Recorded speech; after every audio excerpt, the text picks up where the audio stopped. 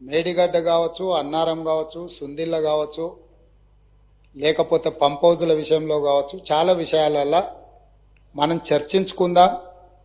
చూసి వచ్చి ఈ సభలో వాస్తవాల ప్రాతిపదికన చర్చ జరపాలి అని తమరి అనుమతితోటి మనం నిర్ణయం తీసుకున్నాం. వాస్తవంగా ఈ రైతుల పట్ల, తెలంగాణ సమాజం పట్ల గౌరవం ఉంటే ప్రధాన ప్రతిపక్ష పార్టీ ప్రభుత్వ ఆహ్వానాన్ని దృష్టిలో పెట్టుకొని అందరం కలిసి అక్కడికి వెళ్ళి ఆ ప్రాజెక్టులను పరిశీలించి అక్కడ జరిగిన నష్టాన్ని, రైతులకు వచ్చిన కష్టాన్ని అర్థం చేసుకొని ఆ సమస్యకు ఒక పరిష్కారం చూపించే అవకాశం ఉండే. రాకపోను కొత్తగా వచ్చిన ప్రభుత్వమే ఏదో తప్పు చేసినట్టు, ఈ తప్పుకు కొత్తగా వచ్చిన వాళ్ళే బాధ్యత అయినట్టు, అదేవిధంగా పదే పదే భాష గురించి, మాటల గురించి మీరు ఇట్లా అంటుండ్రు, మీరు అట్లా అంటుండ్రు, మమ్మల్ని గౌరవిస్తలేరు అని ఏదైతే చర్చ జరుగుతుందో, మాజీ ముఖ్యమంత్రి గారు నిన్న నల్గొండ జిల్లాలో వాడిన భాష మీద చర్చ చేద్దామా అధ్యక్ష? ఏం బీకనిక పోయినరని అడుగుతాడా అధ్యక్ష? మాజీ ముఖ్యమంత్రిగా 10 ఏళ్ళు పనిచేసి, కేంద్ర మంత్రిగా పనిచేసి, రాష్ట్ర మంత్రిగా పనిచేసి, శాసనసభ్యుడిగా పనిచేసి, పార్లమెంటుగా పనిచేసి, గొప్పలు చెప్పుకొని జబ్బలు జరుచుకునే ఉద్యమకారుని అనేట ఆయన ప్రధాన ప్రతిపక్ష పార్టీ హోదాలో ఉండి ఒక రాష్ట్ర ముఖ్యమంత్రిని పట్టుకొని ఏం బీకనిక పోయినావు అని అడిగితే, రా ఇప్పటికే ప్రజల్ని ప్యాంట్ ఊడబిక్కురు, ఉన్న అంగి చొక్కా కూడా ఊడబిక్తాం. ఇప్పటికే తెలంగాణ ప్రజలు మొన్న జరిగిన ఎన్నికలలో మీ పాయింట్ ఊడబీకిరు. ఇవాళ ఆ పాయింట్ ఊడబీకితే చెప్పుకునే దిక్కు లేక బొక్కబోర్లో పడితే బొక్కలు ఇరిగినాయి మీకు. అయినా మీ బుద్ధి మారలేదు. ఒక ముఖ్యమంత్రిని పట్టుకొని ఏం బీకనిక పోయినావు అని అడుగుతారా అధ్యక్ష? ఇది పద్ధత?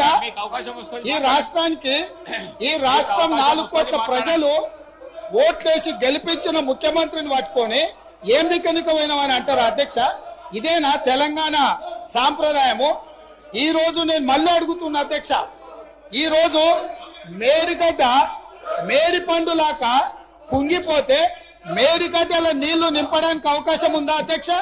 ఇవాళ మీరే సాగునీటి పారుదల శాఖ మంత్రులుగా పనిచేసారు కదా.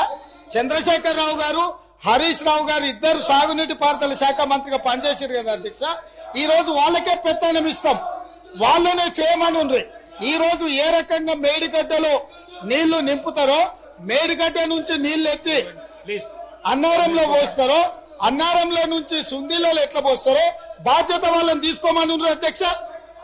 మొత్తం కుంగిపోయి కుప్ప కూలిపోతుంటే ఈ రోజు అక్కడ నీళ్లు నింపడానికి ఏమాత్రం అవకాశం లేక పూర్తిగా ప్రాజెక్టు దెబ్బతిని ఖర్చు పెట్టిన 94,000 కోట్ల రూపాయలు వృధా అయిపోయి ఈ రోజు మొత్తం ప్రాజెక్టే దెబ్బతిన్న పరిస్థితుల్లో ఈ రోజు ప్రజల దగ్గరికి వెళ్ళి సమాధానం చెప్పుకోలేక శాసనసభకు రావాల్సిన ఉపనాయకుడు ఇక్కడ సభలోకి రాకుండా పారిపోయి ఈ రోజు చర్చ చేద్దామంటే రాకుండా ముఖ్యమంత్రి గారిని పట్టుకొని ఇట్లా మాట్లాడొచ్చా అధ్యక్ష? అందుకే నేను ఒకటే మాట్లాడుతున్నా, మీరు ఇవాళ చర్చకు సిద్ధమైతే పిలువండి. మీ పార్టీ నాయకుడిని, మీ సభాపక్ష నాయకుడిని చర్చ చేద్దాము. రేపు సాయంత్రం వరకైనా కాళేశ్వరం ప్రాజెక్టు మీద, గోదావరి జలాల మీద ఈ ప్రభుత్వం చర్చ చేయడానికి సిద్ధంగా ఉంది.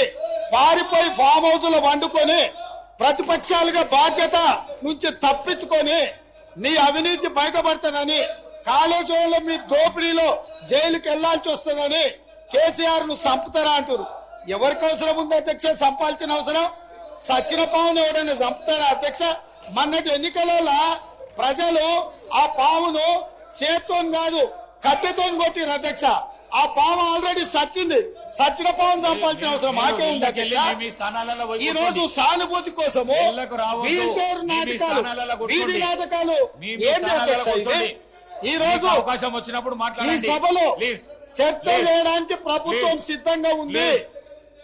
నిజాయితీ ఉంటే, మీరు అవినీతికి పాల్పడకపోతే, మీరు చెప్పినట్టు మేడిగడ్డలో 2, 3 పిల్లర్లు కుంగిపోతే దాని మీద తీసుకోవాల్సిన నిర్ణయాల మీద మాజీ ముఖ్యమంత్రి గారు చంద్రశేఖరరావు గారిని సభలోకి రమ్మనుండ్రి. చర్చ చేయడానికి ప్రభుత్వం సిద్ధంగా ఉంది.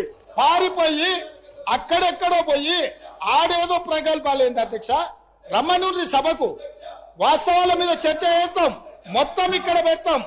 ఇవాళ ఆయన తప్పించుకుంటాడు, ఈయన వచ్చి ఈడ కొత్త మాటలు చెప్తాడు ఈడ. కాబట్టి అధ్యక్ష, దీని మీద ఇప్పుడు జరుగుతున్న చర్చ దేని మీద జరుగుతుందో ఆ విషయం మీద చర్చించమని ఉంది. ఎట్లాగూ సాగునీటి ప్రాజెక్టుల మీద శ్వేతపత్రం పెట్టడానికి మా ప్రభుత్వం సిద్ధంగా ఉంది.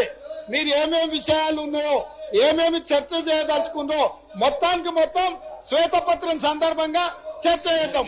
లేదు కాళేశ్వరం మీద మీరు చర్చ అంటారా, దానికోసం ప్రత్యేకంగా తమ సమయం కేటాయించండి.